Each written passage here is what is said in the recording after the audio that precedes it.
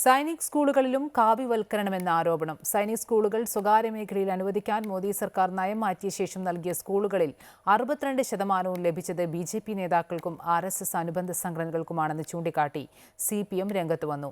ലോക്സഭാ തെരഞ്ഞെടുപ്പിന്റെ പശ്ചാത്തലത്തിൽ വിഷയം CPM കേന്ദ്ര സർക്കാരിനെതിരെ ആയുധമാക്കുകയാണ്. പ്രതിരോധ സേനകളിലേക്ക് സൈനികരെ സംഭാവന നൽകുന്നതിൽ നിർണായക പങ്ക് വഹിക്കുന്ന സൈനിക് സ്കൂളുകളെയും കാവ്യവൽക്കരിക്കുന്നതാണ് കേന്ദ്ര സർക്കാർ നടപടിയെന്ന വിമർശനമാണ് CPMന്റേത്. ദ റിപ്പോർട്ടേഴ്സ് കളക്റ്റീവാണ് ഇത് സംബന്ധിച്ച വിവരങ്ങൾ പുറത്തുവിട്ടത്.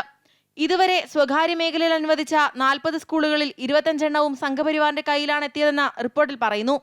BJP നേതാവും അരുണാചൽ മുഖ്യമന്ത്രിയുമായ പേമ ഖണ്ഡു തീവ്ര ഹിന്ദുത്വ നിലപാട് സ്വീകരിക്കുകയും ബാബറി മസ്ജിദ് വിരുദ്ധ പ്രസംഗങ്ങളുടെ പേരിൽ കുപ്രസിദ്ധയുമായ സാധ്വി ഋതംബര, ഗുജറാത്ത് നിയമസഭാ സ്പീക്കർ ശങ്കർ ചൌധരി, BJP മുൻ general secretary Ashok Kumar Bhavansai Chaudhary, UP BJP MLA Sarita Bhadauri തുടങ്ങിയവരാണ് സൈനിക് സ്കൂൾ കൈക്കലാക്കിയത്. 8 സ്കൂൾ RSS നിയന്ത്രണത്തിലുള്ള വിദ്യാഭാരതിക്ക് ലഭിച്ചു. 17 സ്കൂളുകൾ BJP നേതാക്കൾക്കും മറ്റ് തീവ്ര ഹിന്ദുത്വ സംഘടനകൾക്കും ലഭിച്ചു.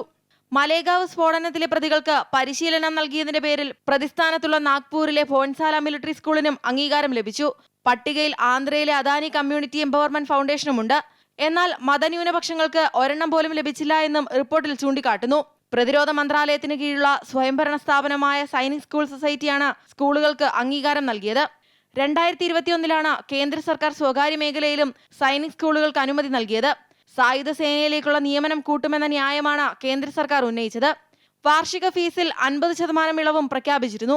12ാം ക്ലാസ്സിലെ അക്കാദമിക് പ്രകടനം അടിസ്ഥാനമാക്കി പരിശീലന ഗ്രാന്റായി 10 ലക്ഷം രൂപയും നൽകുന്നുണ്ട്. എന്നാൽ ഈ സർക്കാർ സഹായത്തിനിടയിലും സീനിയർ സെക്കൻഡറി വിഭാഗത്തിൽ വാർഷിക ഫീസ് 13,800 രൂപ മുതൽ 2,47,900 രൂപ വരെയും കൂട്ടിയതായും റിപ്പോർട്ടിൽ പരാമർശമുണ്ട്. വിഷയത്തിൽ മോദി സർക്കാരിനെ കടന്നാക്രമിക്കുന്ന സമീപനമാണ് CPM സ്വീകരിക്കുന്നത്. അമൃത ന്യൂസ്, ന്യൂഡൽഹി.